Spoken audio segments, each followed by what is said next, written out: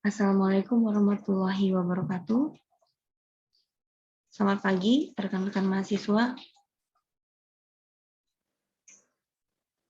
Semoga sehat semua ya, dan siap untuk mengikuti kuliah pada pagi hari ini, yaitu hari Selasa, tanggal 4 Mei 2021. Oke, melanjutkan dari perkuliahan kita yang kemarin, yaitu terkait tentang perkawinan. Sebenarnya kita bisa masuk langsung ke hukum benda, tetapi perlu saya sampaikan terlebih dahulu sebelum masuk ke hukum benda, yaitu bagaimana adanya perjanjian perkawinan. Kemarin kita sudah membahas tentang bagaimana ada pembatalan perkawinan. Dan di sini juga ada ternyata ada yang namanya perjanjian kawin ya. Pembatalan perkawinan jelas kemarin adalah orang-orang yang berhak mengajukan pembatalan adalah para keluarga garis lurus atas suami dan istri. Kemarin saya sudah jelaskan ya di kuliah kita langsung melalui Zoom, suami atau istri, pejabat yang berwenang, sama perkawinan putus ya, dan pejabat yang berwenang, setiap orang yang berkepentingan, jaksa penuntut umum. Itu bisa saja melakukan pembatalan perkawinan oleh suami istri yang telah melaksanakan perkawinan. Tata cara permohonan pembatalan perkawinan dengan acara gugatan ke pengadilan juga bisa ya, dan pengadilan negeri bagi non-muslim, pengadilan agama bagi muslim. Ingat bahwa ketika ada perceraian atau perbuatan-perbuatan tuntutan atau gugatan ya, maksudnya gugatan yang dilakukan oleh orang-orang perdata dalam perkawinan, ketika dia non-Islam maka dia melaksanakan gugatan itu ke pengadilan negeri biasa. Tapi kalau dia Muslim, itu melaksanakan di pengadilan agama. Next, kita langsung masuk ke perjanjian perkawinan. Ternyata ada perjanjian perkawinan pada saat menikah ya. Istilah perjanjian perkawinan kapan dibuatnya. Dan sebelum perkawinan itu, perjanjian itu saya uraikan dulu perjanjian perkawinan menurut pasal 29 Undang-Undang Nomor 1 Tahun 74, pasal 139 sampai dengan 154 Kitab Undang-Undang Hukum Perdata. Yang dimaksud dengan perjanjian kawin adalah perjanjian yang dibuat oleh calon pasangan suami istri sebelum atau pada saat perkawinan dilangsungkan untuk mengatur akibat perkawinan terhadap harta kekayaan mereka, yaitu terhadap harta kekayaan mereka ya. Pasti seperti misalnya Raffi Ahmad, terus dengan istrinya itu melakukan perjanjian perkawinan. Misalnya ya, saya juga nggak tahu bentuknya seperti apakah memang benar-benar mereka membuat suatu perjanjian perkawinan. Perjanjian kawin dilakukan sebelum atau pada saat akan dilangsungkannya perkawinan. Tentunya sudah dibuat dulu konsepnya dengan pasangan suami istri. Perjanjian kawin itu harus dibuat dalam bentuk akta notaris ya. Tujuannya itu keabsahan perkawinan untuk mencegah perbuatan yang tergesa-gesa oleh karena akibat dari perkawinan itu untuk seumur hidup. Selanjutnya yang ketiga adalah demi kepastian hukum, alat bukti yang sah dan mencegah adanya penyelundupan hukum. Rekan-rekan mahasiswa sekalian, kapan dibuat? Yaitu sebelum dan pada saat perkawinan. Disahkan pegawai pencatatan perkawinan itu juga bisa, yaitu pencatatan sipil, atau bisa juga lebih kuat lagi di hadapan notaris. Prinsipnya tidak bisa diubah kecuali atau persetujuan suami dan istri dan tidak merugikan pihak ketiga. Perjanjian perkawinan itu dibuat oleh calon suami istri yaitu yang sudah berumur 18 tahun, belum 18 tahun. Distensi umur kawin pasal 40 dan pasal 50 kemarin sudah saya jelaskan di kuliah sebelumnya. Dan isi perjanjian kawin itu dan bentuk perjanjian kawin ya di sini dijelaskan di saya arahkan ya. Slide-nya saya besarkan dulu biar Anda bisa memperhatikan daripada perjanjian kawin ini, yaitu bentuk perjanjian kawin, akta di bawah tangan ada atau autentik ada. Kemarin rekannya sudah bertanya, Ade, kalau tidak salah, itu terkait yang namanya apa sih Bu yang dimaksud dengan akta otentik dan akta di bawah tangan, ya, melalui perjanjian perkawinan. Isi perjanjian kawin pemisahan seluruh, ya, pemisahan seluruhnya harta, ya, persatuan bulat harta, penampung nilai-nilai sistem patrilineal dan matrilineal. Bisa saja ada hak-hak yang memang sangat mutlak harus ditentukan oleh suami istri tersebut ketika menjalani sebuah pernikahan.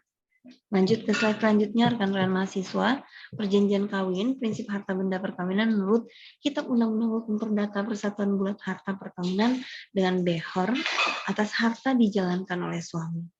Penyimpangan terhadap persatuan bulat harta terjadi dengan adanya persetujuan calon suami istri. Disebut perjanjian kawin. Oke. Manfaat dan tujuan perjanjian perkawinan menghadapi tindakan, tadi ya, ada manfaatnya sudah saya jelaskan, syarat-syarat perjanjian kawin mengenai suami istri, pembuatan akte dimulai berlakunya, isi perjanjian kawin. Di samping itu diatur juga perjanjian kawin dalam pasal 45 sampai dengan 50 Impres nomor 1 tahun 1999. Perjanjian kawin dapat dilakukan pada saat waktu atau sebelum perkawinan. Bentuk perjanjian kawin adalah dalam bentuk taklik. Isi perjanjian kawin meliputi percampuran harta pribadi, kewenangan masing-masing pihak untuk melakukan pembelaan atas hipotek dan hak tanggungan atas harta pribadi dan harta bersama atau harta syarikat. Nah, itu rekan-rekan mahasiswa sekalian. Di sini ada di slide hadapan Anda ada bentuk perjanjian kawin. Persatuan untung rugi, persatuan hasil dan pendapatan. Bisa nanti Anda baca, ya, rekan-rekan mahasiswa. Antara suami dan istri tidak ada persatuan bulat, ya. Antara suami istri ada persatuan terbatas, untung dan rugi menjadi hak dan tanggungan suami istri, ya. Antara suami istri tidak ada persatuan, ini ada persatuan untung rugi, ada persatuan hasil dan pendapatan. Persatuan untung rugi itu bisa terdapat lebih dari kelompok harta. Misalnya harta yang dibawa suami dan istri, dan ada juga perusahaan di dalamnya. Kalau hasil dan pendapatan itu juga sama, terdapat kelompok harta atas suami istri, persatuan hasil dan pendapatan, harta kekayaan suami dan harta kekayaan istri. Bisa saja dalam kejadian ini Anda sebagai lawyer yang mendampingi suami atau istri dalam membuat suatu bentuk perjanjian kawin. Next. Terjadinya suatu untung rugi, yaitu pasal 144 Kitab Undang-Undang Hukum Perdata. Para pihak secara tegas memperjanjikan dalam perjanjian kawin mereka. Para pihak hanya memperjanjikan dalam perjanjian kawin bahwa antar mereka tak ada persatuan harta. Pitt Law, ya, juga menegaskan pengertian untung rugi saldo pada akhir perkawinan.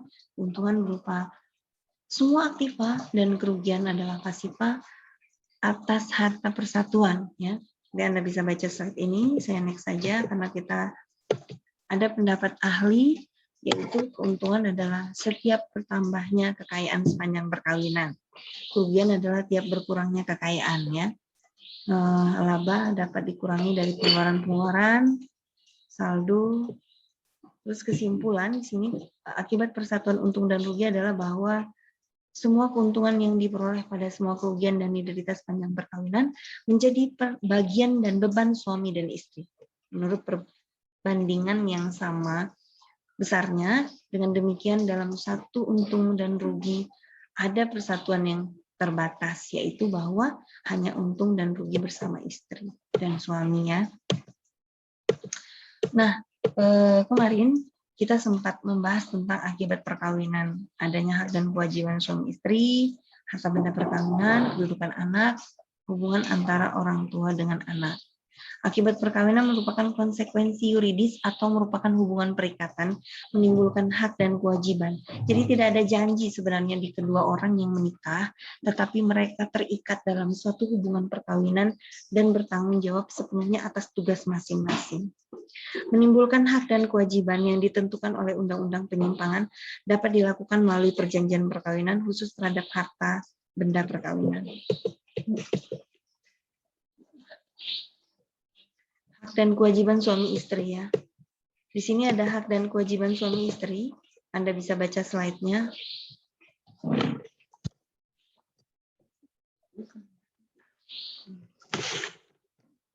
Dan kewajiban suami istri aspek makro. Kewajiban luhur menegakkan rumah tangga yang menjadi sendi dasar dari susunan masyarakat. Ada aspek mikro juga, kedudukan suami dan istri di dalam keluarga.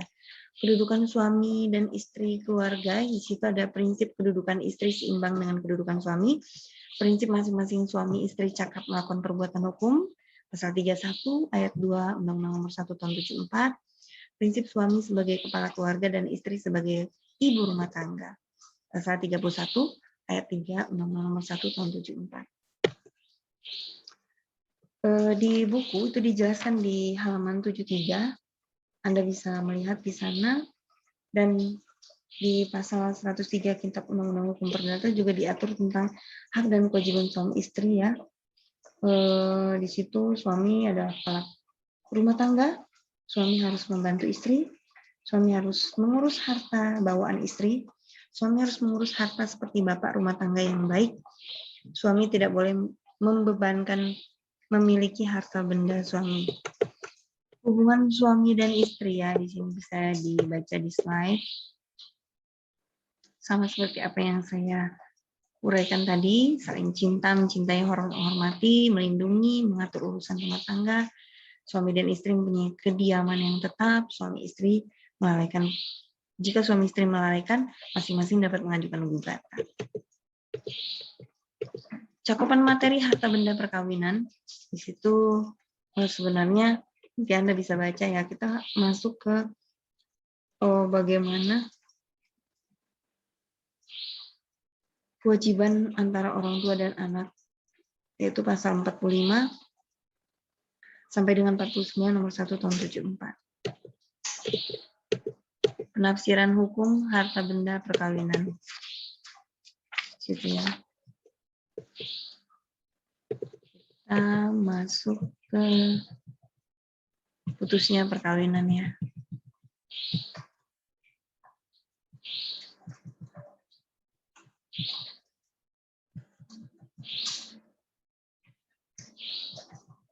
Situ ada anak yang sah, kedudukan anak luar kawin,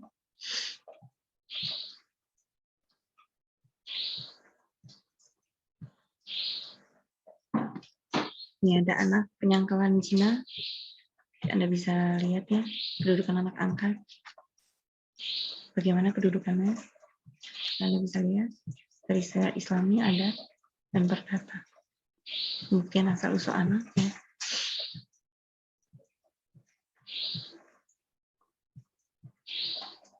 Sekilas Anda nanti bisa baca-baca lagi ya, di pause saja untuk videonya. Kewajiban orang tua, kewajiban melihara, juga kepuasan orang tua. Nanti akan kita bahas juga di putusnya perkawinan. Kewajiban anak, di sini ada kemarin belum dewasa, telah dewasa. Rekan-rekan mahasiswa bisa mempause videonya dan membaca secara seksama.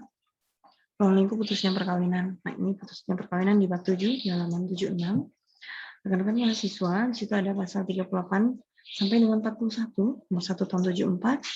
Junto pasal 1438, 14 sampai dengan 38. Kalau di buku itu 36, 9 nomor 75, tahun 75 ya, dan pasal 113 sampai dengan 162, kalau di buku 128 kompilasi hukum Islam.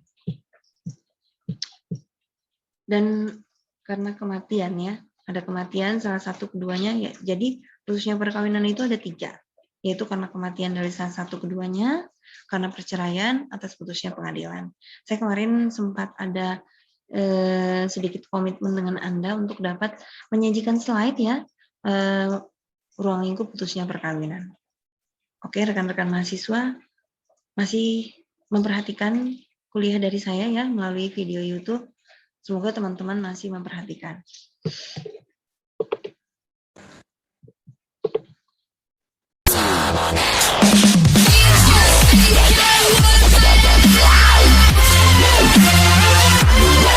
Ya, teman-teman mahasiswa ada larangan kawin, yaitu antara keluarga, saudara, garis ke atas ke bawah, antara yang berhubungan susuan, antara yang menurut agama dilarang kawin, antara orang sama ketiga kalinya atau lebih, misalnya dia bercerai, kawin lagi bercerai, kawin lagi dengan pasangan yang itu saja. Larangan kawin ini merupakan persyaratan perkawinan yang dikategorikan relatif ya. Jadi nanti bisa memilih. Dan ada pembatalan perkawinan itu dibedakan di sini ada pencegahan ya dan ada pembatalan ya. Nanti Anda bisa baca di slide ini. Saya tampilkan dulu supaya Anda bisa nanti memahami perbedaan pencegahan perkawinan dan pembedaan ini pencegahan. Untuk yang ini adalah pembatalan perkawinan ya. Silakan nanti diperhatikan akibatnya ada karena kematian ya. Kematian karena perceraian, karena putusnya pengadilan, putusan pengadilan. Dan di sini juga ada keterangan di dalam literatur Anda, itu bisa dilihat bahwa bisa juga lebih daripada 3 ya, karena 4 ya sebenarnya kalau di dalam literatur. Kenapa saya bilang 4? Karena disebutkan juga di situ lebihnya adalah tidak hadirnya suami, istri selama 10 tahun dan diikuti dengan perkawinan. Nah ini akibat ya. Akibat dari hukumnya ada di halaman 76-77. Cuman kurang 1 yaitu adalah tidak hadir selama 10 tahun diikuti dengan perkawinan lainnya ya. Nanti Anda baca. Dan di sini ada putusnya perkawinan karena perceraian atas gugatan oleh suami dan istri melalui keputusan pengadilan. Perceraian terjadi karena ada talak dari suami dan gugat cerai dari istri ya. Jadi saya tekankan sekali lagi bahwa perceraian itu bisa dilakukan oleh suami dan istri dan beda namanya. Kalau dilakukan oleh suami itu namanya permohonan. Tapi kalau misalnya dilakukan oleh istri biasanya disebut dengan gugatan. Jadi istri menggugat suami ya untuk bercerai.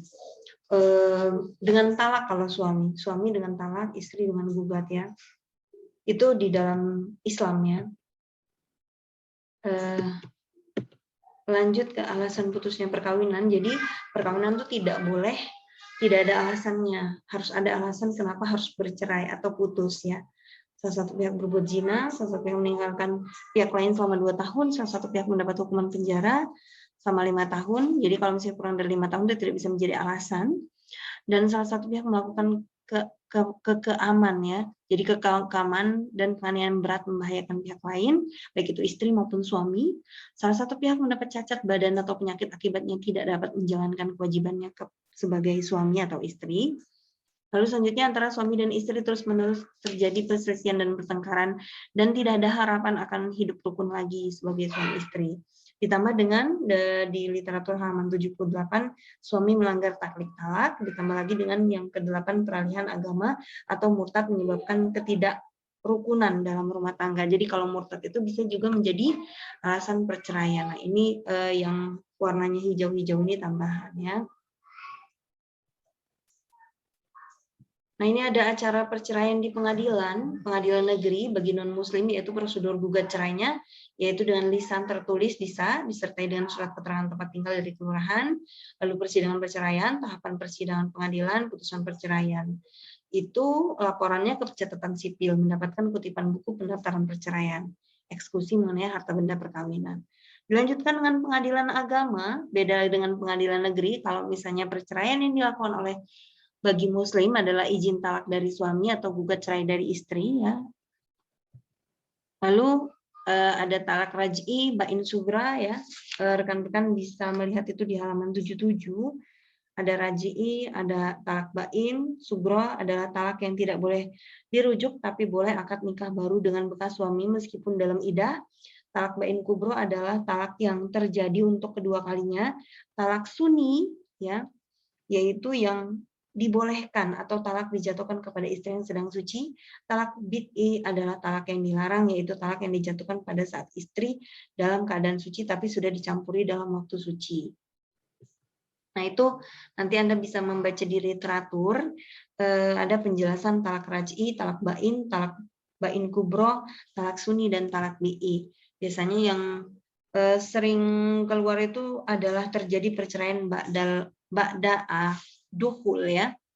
Ba'da dukhul itu adalah talak bain kubro, yaitu terjadi karena kedua kalinya talak ini tidak dapat dirujuk dan tidak dapat dinikahkan lagi kecuali pernikahan itu dilakukan setelah bekas istri menikah dengan orang lain dan kemudian terjadi perceraian ba'da al-dukhul ya. Ada permohonan tertulis yang dilakukan suami, pemeriksaan berkas, persidangan, putusan, pengurusan ke P3 untuk mendapatkan kutipan buku cerai ya. Jadi dia berbeda dengan itu kalau catatan sipil, kalau ini ke P3. Bisa juga lewat KUA ya. Nah, ini ada pengurusan P3 salinan kutipan buku draft cerai. Teman-teman mahasiswa, di sini ada bentuk-bentuk perceraian yang sebab lain menurut hukum Islam ada talak, huluk, syikok, fasak, taklik talak, ila, zihar, lian. Ya, lian itu sering benar keluar tuh laknat atau sumpah suami menuduh istrinya berzina tanpa bukti cukup, melalui murtad dan melalui kematian. Nanti bisa dibaca ya slide ini. Lanjut, akibat putusnya perkawinan karena kematian. Bagi suami istri yang hidup dapat menikah lagi setelah lewat masa iddah, suami yang hidup dapat menikah lagi tanpa ada masa iddah. Harta benda perkawinan timbul pewarisan, wajib dibereskan hutang-hutangnya. Kewajiban orang tua kepada anaknya, yaitu orang tua tinggal hidup meneruskan kewajibannya sebagai orang tua kepada anak-anaknya yang masih kecil. Akibat tadi prosedur perceraian sudah ya tadi lewat slide yang sebelumnya. Akibat putusnya perkawinan karena perceraian. Nah, ini hubungan suami dan istri, akibatnya terhadap hubungan suami istri, akibatnya terhadap harta benda perkawinan, akibatnya hubungan orang tua dengan anak dan terhadap pihak ketiga. Rekan-rekan mahasiswa bisa membaca di sini secara seksama, ada utang setelah cerai, ada utang sebelum cerai ya.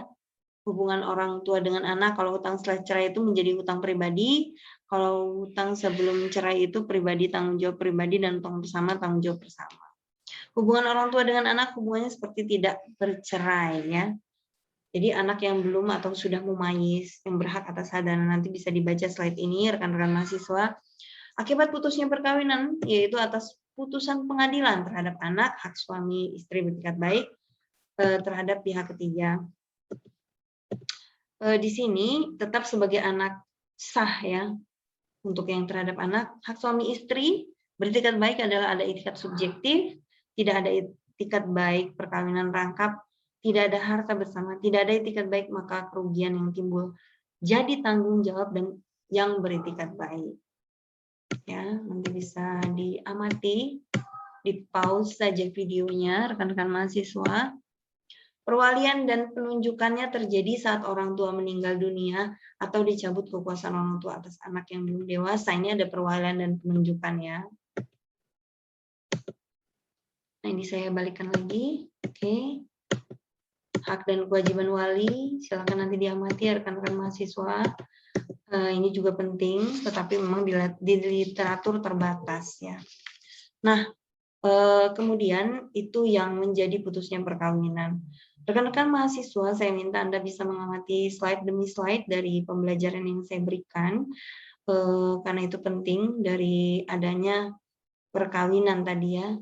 Lalu ada perjanjian kawin yang sudah saya jelaskan. Oke, terima kasih atas perhatiannya. Semoga bermanfaat dan menjadi berkah untuk kita semua. Wassalamualaikum warahmatullahi wabarakatuh.